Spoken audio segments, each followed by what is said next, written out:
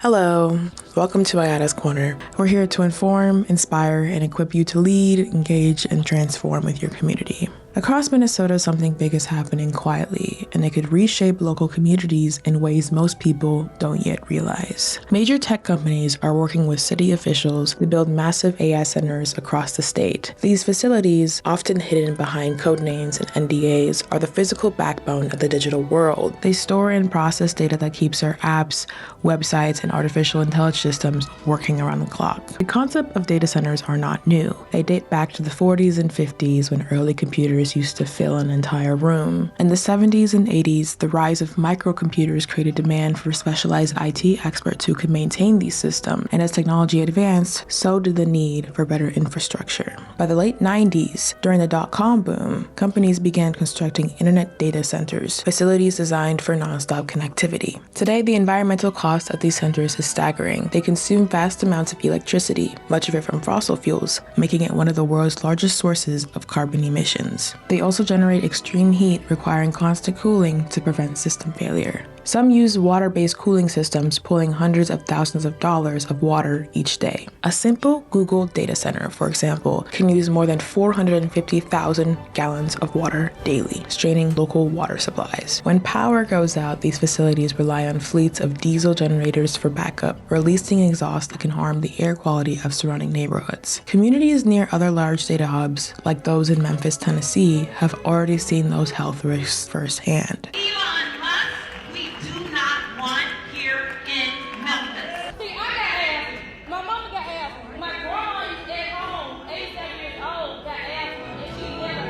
So why bring this up now? Because one of these projects could be coming to your Minnesota hometown. According to the Minnesota Reformer, local leaders across the state have been meeting with big tech companies under strict NDAs, allowing large-scale projects to move forward with very little public discussion. In Hermantown, a wooded suburb of Duluth, officials referred to a massive proposal of Project Loon. The site would cover more than 200 acres and include roughly 1.8 million square feet of AI data processors. But residents didn't hear about this project until much later. By that time, many city officials had already signed secrecy agreements. Jane Kirtley, a professor of media law and ethics at the University of Minnesota, said the practice wasn't entirely surprising, but it was troubling. Quote, many of them are willing to sign their lives away in order to lure the businesses to their area. When St. Louis Commissioner Ashley Grimm discovered that her colleagues had known about the project for 6 months before the public, she said that she was shocked. She later proposed a ban on commissioners signing non-disclosure agreements for the project of this scale, but her motion was rejected in a tense meeting where no public comment was allowed. One commissioner who had signed this NDA